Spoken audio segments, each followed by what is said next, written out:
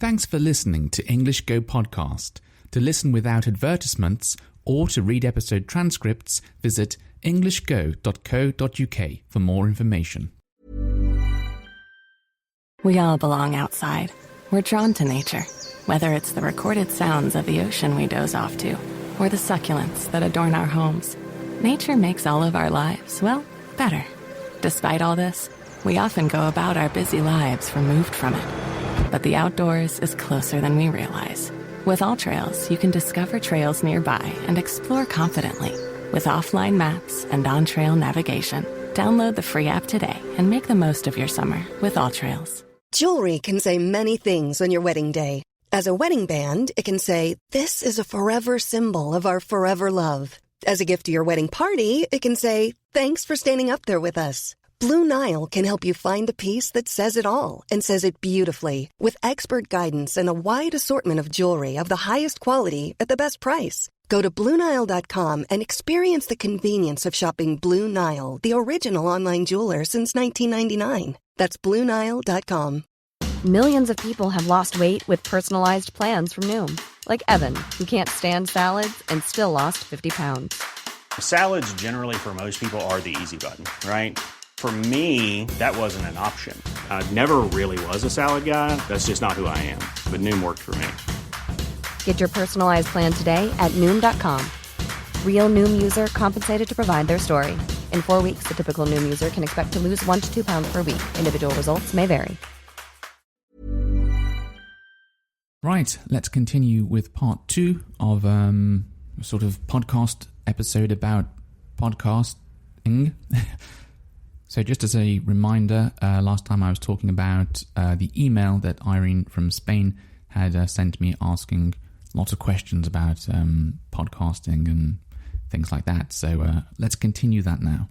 So last time I said thank you for recognizing like the style in which I'm trying to talk to everyone, you know, just treat everyone like I'm just talking to one of my friends in English, be myself, be honest, be direct, you know, open, even though I'm a shy person normally and I share next to nothing on the internet. I'm a very private person as well, but I'm quite happy continuing doing this, knowing that it's helping others. Now, in her email, Irene sort of joked that maybe I was completely different in real life.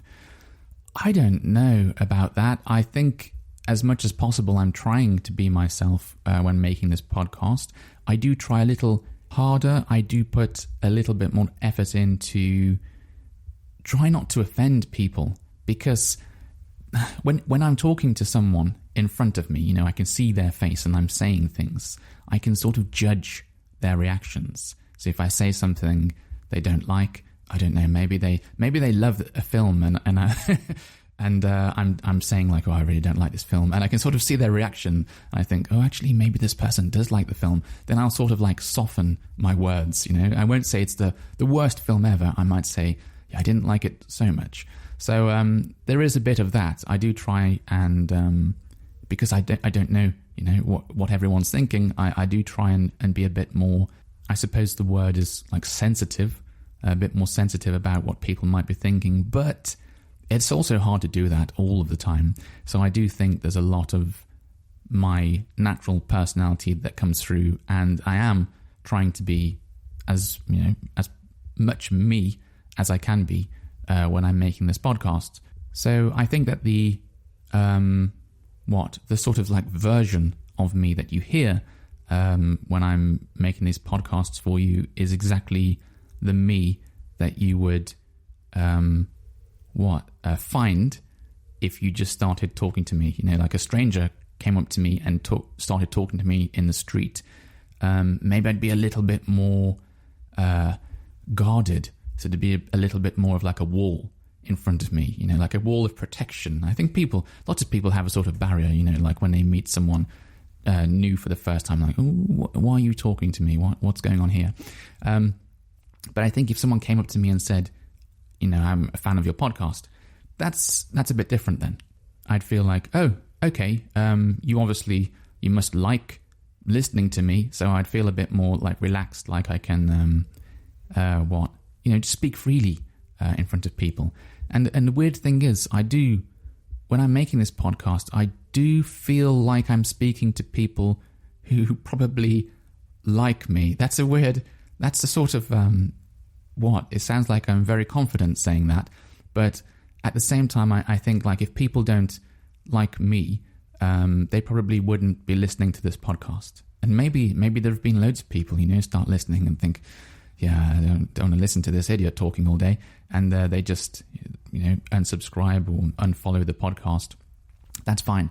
But I think the people that are listening, I sort of feel like, even though I've never met any of you, I do feel like I'm talking more to a friend, just because I know that you must be, you must enjoy listening to me. So I suppose I should say thank you for that. So I suppose it's just like talking to a new friend. It feels like I'm talking to a friend when I make these podcasts, but it feels like I'm talking to a friend that I don't know very well. So yeah, like I said, there's that sort of element. There's that sort of, I'm being a little bit more careful about how strongly I say things. I don't think I'm changing my opinion or anything like that. Maybe I'm just a little bit softer with some of my opinions. I don't state them quite so strongly. But apart from that, I'd say this is me. All of the opinions are my own.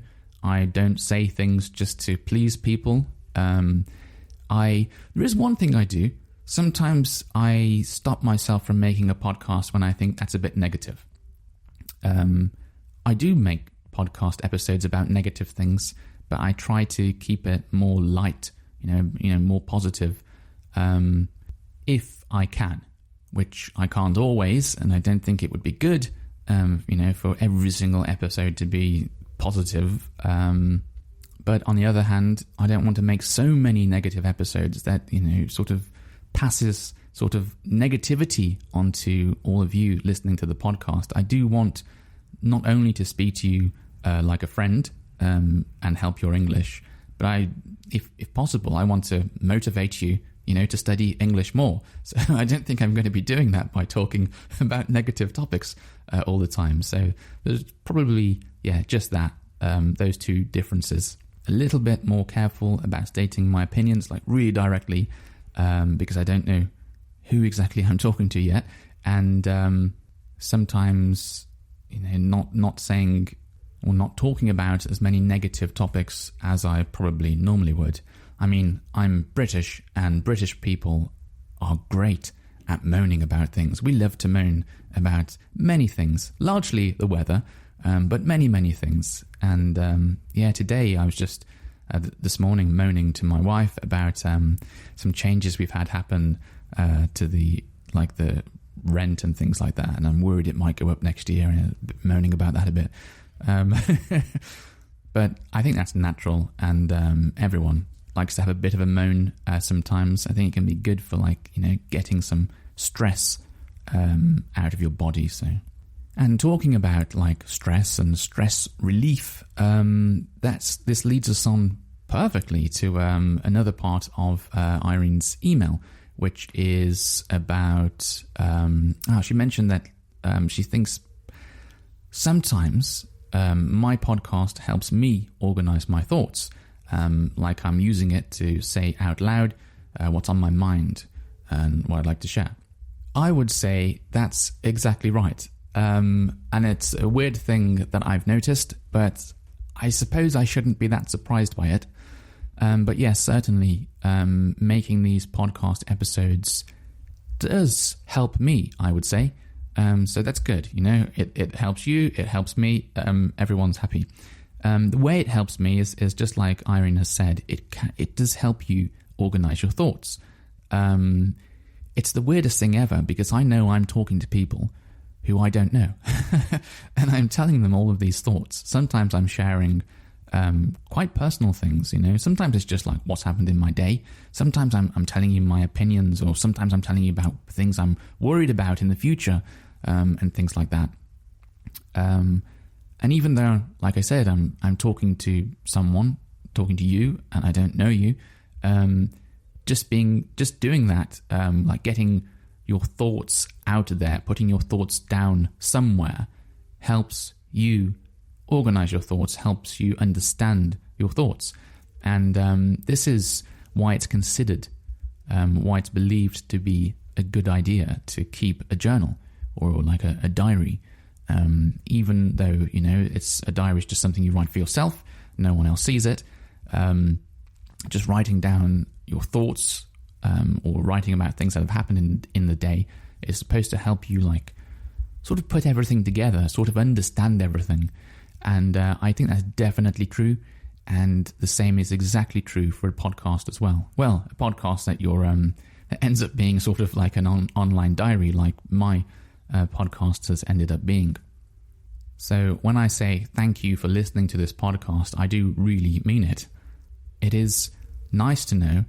It's both nice and scary to know that there are so many people listening to this podcast. It's nice because, there's people listening and occasionally I get feedback and, people write to me about all kinds of things. It's scary because there are so many thousands of people who are listening to this podcast all over the world.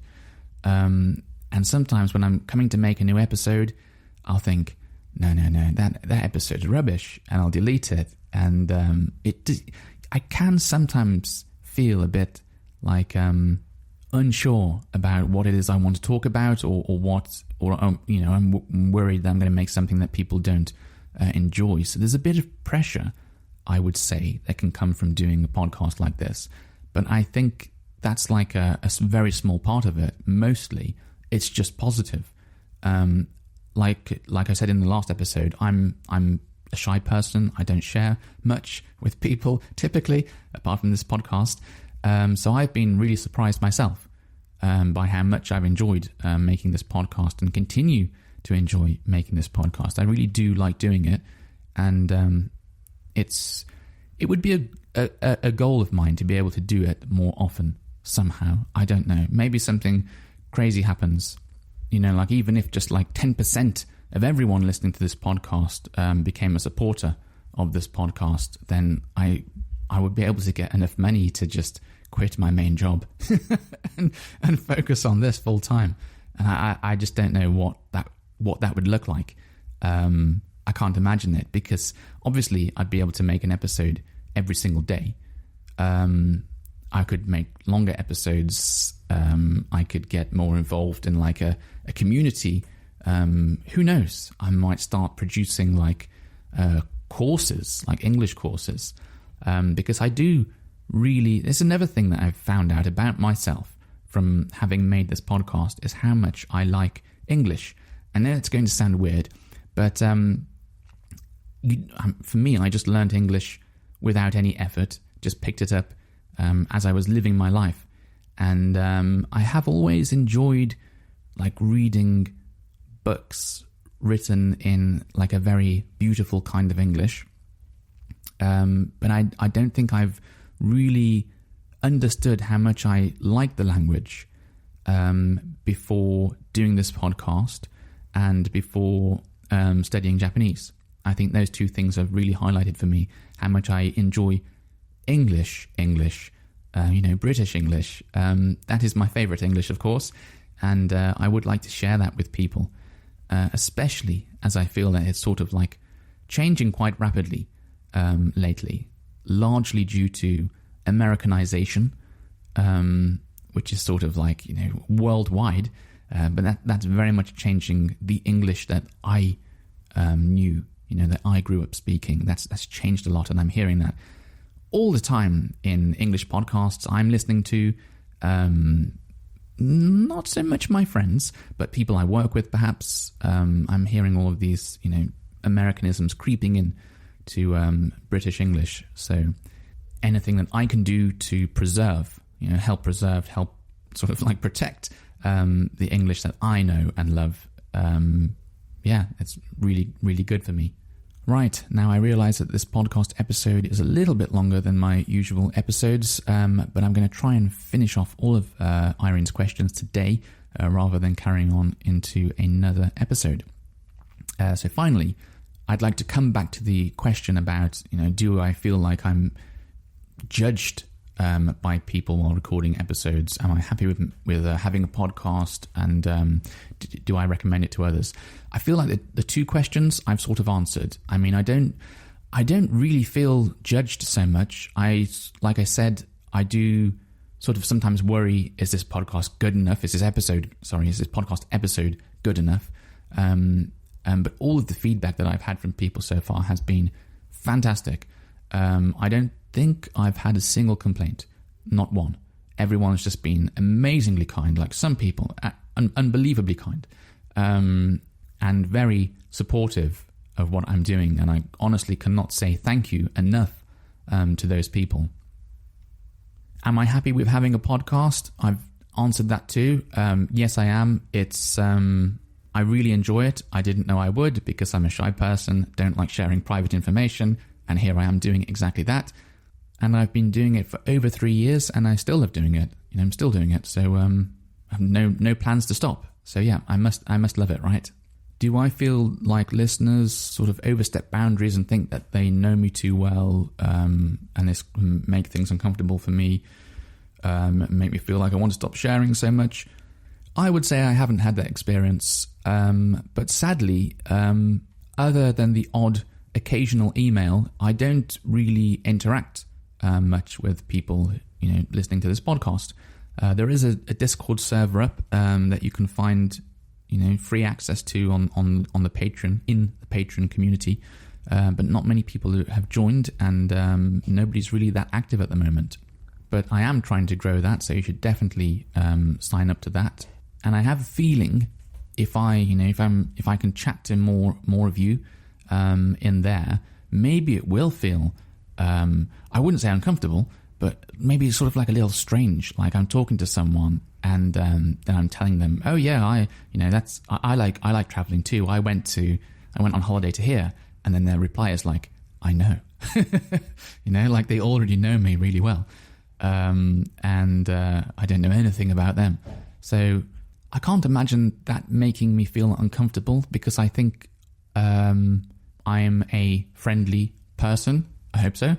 And I generally like people. I like nice people. I think most people are nice. And I think I'm generally like a very accepting person. So, we've all got different personalities, and some people are more direct than others, and some people are shy, and some people are more confident, and so on. But as long as you have good intentions, I think that's all that really matters. But, you can always find out if you come along to englishgo.co.uk/link/chat. That will take you to the chat server, and you can say hi to me if you want. Anyway, finally, and I do realise this podcast is getting pretty long now, so thank you for listening this far. The final question is, would I recommend having a podcast to other people? Yes and no. I think has got to be the honest answer. Yes and no. I really enjoy it. I think it's great. I'm able to help people. I'm enjoying it, and for that reason, I would say yes. But I think it's going to depend on the person. I don't think everyone will enjoy making a podcast, just because we've all got different likes and dislikes. So not everyone's going to enjoy it. But my advice would just be, try it. You should be able to find some free hosting and start a podcast. I don't know what theme you're going to talk about, what topic you're going to talk about, but I think it's got to be something that you're interested about genuinely. You've also got to... Well, I just started making a podcast without really having any clear idea of what I was doing with it, but I think it probably helps if you know what it's going to be. But maybe you don't need to do that. If it's something you enjoy, that is the number one most important thing. If it's something you enjoy doing, then just do it. And it doesn't matter how many people listen to it or don't listen to it, because if you enjoy doing it, you're getting something out of it. So that's the most important thing, really, isn't it? The last thing I would say is try and be yourself as much as possible. I mean, if you want to be a bit more happier than you normally would be, that's fine. But I don't know about you, but when I watch YouTube videos, I do feel like I do feel like some people aren't quite themselves. And there's a lot of, I don't know, it can be anything like product reviews that are very untruthful because they've got products for free, to just people talking about their lives and only ever talking about like positive things and how amazing it is living in this foreign country and all stuff like that. I think there's a space on the internet for people to be more human, for them to... A long time ago, I know the podcast episode is getting really long, sorry. A long time ago, when YouTube wasn't owned by Google, it was called YouTube because it was all about you. And there were lots of people who would just upload videos, and it was sort of like a personal blog, a weblog, a video, a vlog, is what we used to call it. I think some people still use that word.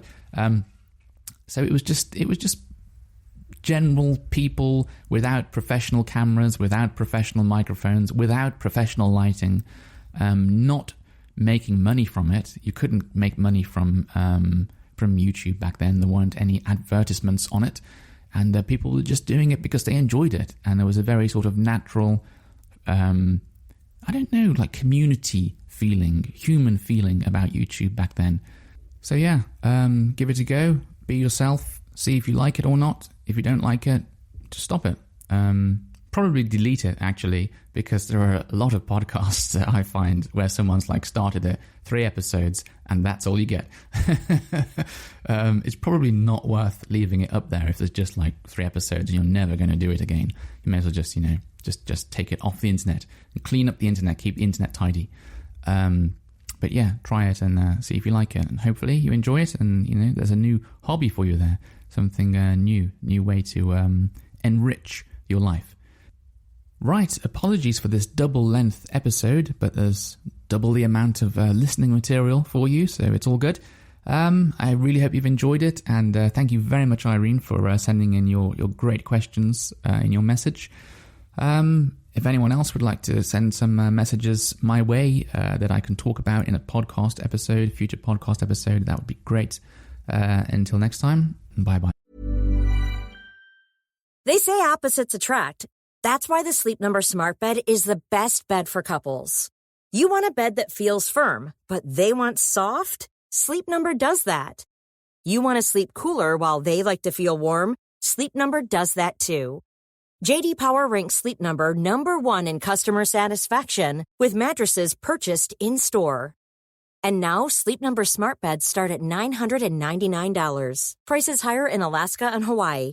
For J.D. Power 2023 award information, visit jdpower.com/awards. Only at a Sleep Number store or sleepnumber.com. Millions of people have lost weight with personalized plans from Noom. Like Evan, who can't stand salads and still lost 50 pounds. Salads generally for most people are the easy button, right? For me, that wasn't an option. I never really was a salad guy. That's just not who I am. But Noom worked for me. Get your personalized plan today at Noom.com. Real Noom user compensated to provide their story. In 4 weeks, the typical Noom user can expect to lose 1 to 2 pounds per week. Individual results may vary.